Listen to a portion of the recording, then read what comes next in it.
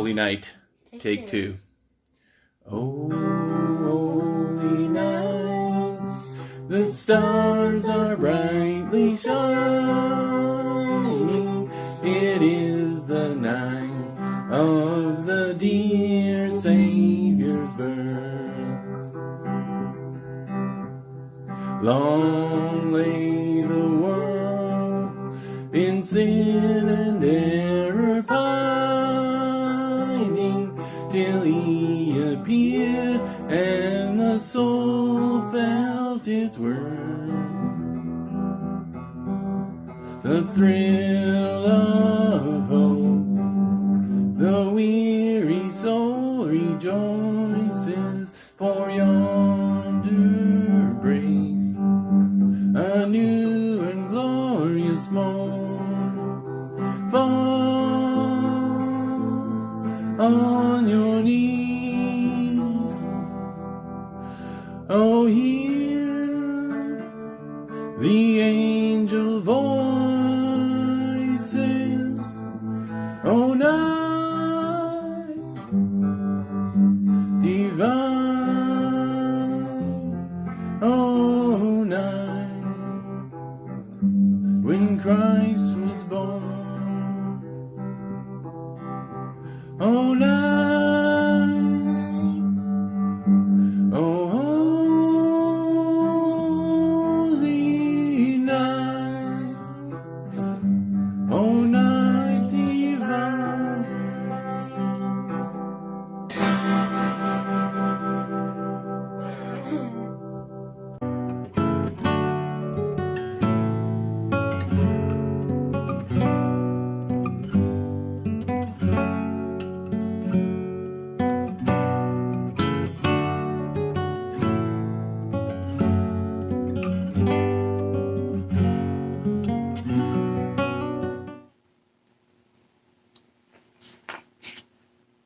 Now we're going to read about the three wise men, right? Oh, yeah, I remember them. Okay. I don't remember those. Far away in the east, three clever men saw the very same star, the star that God had put in the sky when Jesus was born. They knew it was a sign. A baby king had been born. They had been waiting for this star. They knew it would come. "He's here," they shouted. "He's here." And I'm sure if you'd been there, you would have heard them laughing and dancing and singing until the sun came up. At dawn, they packed up their camels and wrapped gifts for the baby.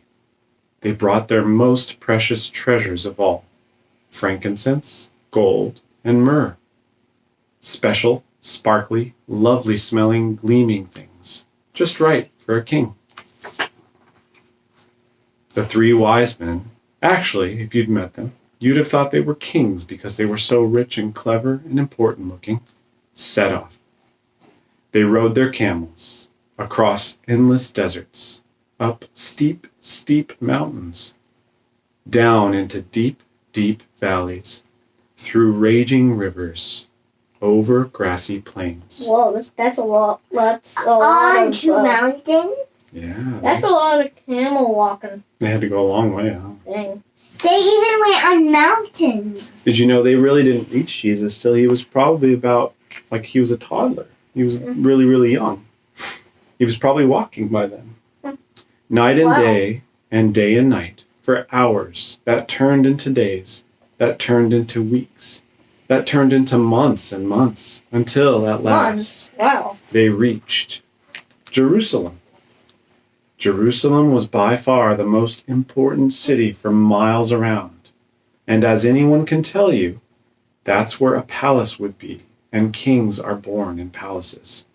So that's where they went. But they were in for a surprise. They went to see King Herod. Surely he'd know where this baby was. But he didn't. In fact, he didn't like the sound of a new king. It made him cross. He didn't want anyone to be king, except him. But Herod's advisors told the three wise men what was written in their books, what God had said about the baby king. Go to Bethlehem. That's where you'll find him. Suddenly the star they had seen in the east started moving again, showing them the way. So the 3 wise men followed the star out of the big city, along the road, into the little town of Bethlehem. They followed the star through the streets of Bethlehem, out of the nice part of town, through the not so nice part of town, into the really not nice at all part of town, down a little dirt track until it stopped right over a little house. But wait, it wasn't a palace, and there weren't any guards or servants or flags or red carpets or trumpets or anything. Did they get it wrong? Or was this what God meant? Sure enough, in that little house, there, sitting on his mother's knee. Well, it looks like 4 or 5 right now. Yeah. They found him, the baby king. The 3 men knelt before the little king. Now he's a kid. Yeah. Yeah. Maybe he's as old as you.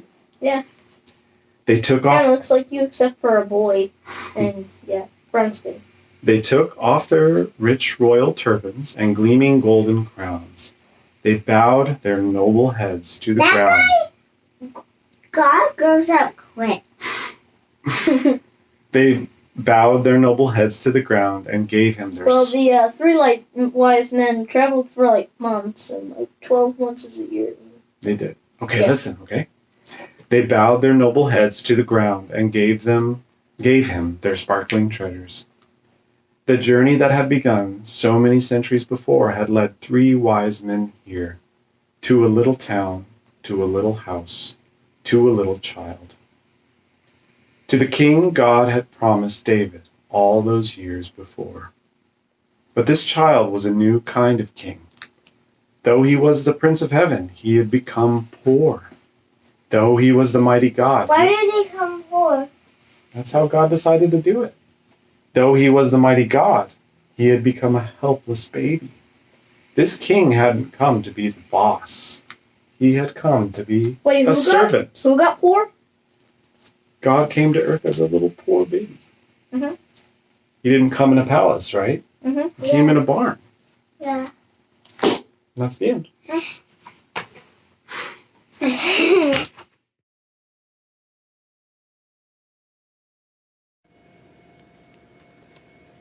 The child continued to grow and become strong, increasing in wisdom, and the grace of God was upon him. It's easy to think of Jesus as not needing anyone, just out on a mission to save everyone, clear the temples, turn kingdoms upside down, take on the religiously corrupt. Saviors don't need relationships. Aren't saviors solo acts? But Jesus called his disciples friends.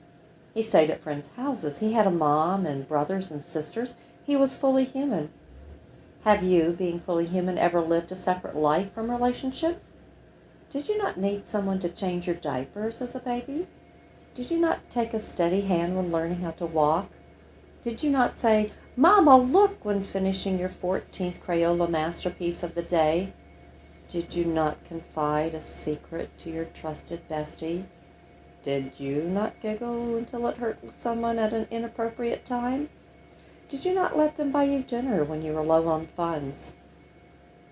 Did you not feel healed by a hug from someone who loved you? Just like every human ever, at some moment, Jesus sought a friend or a mom or a little sister for humor, compassion, nourishment, relatability, enjoyment, for belly laughs, hugs, inside jokes, maybe even high fives. That's the way being fully human works. Did he not receive nourishment as a baby? Did he not live in a house that his parents provided? Did he not wear clothes that others had meticulously woven? Did he not learn to read from attentive teachers? Did he not learn a trade so he could make a living? Did he not join his voice in a chorus of singing? Did he not know the joy of having friends?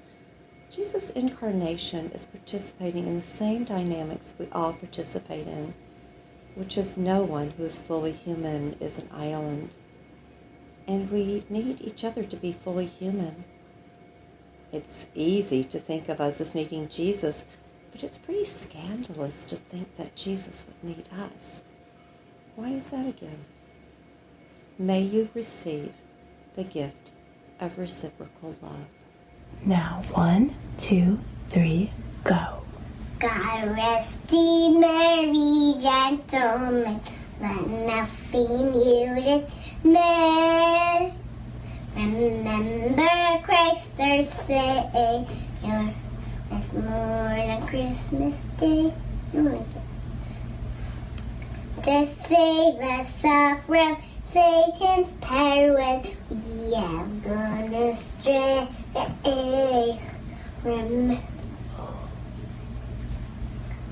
Oh, the tidings of comfort and joy. Comfort and joy. Oh, the tidings of comfort and joy.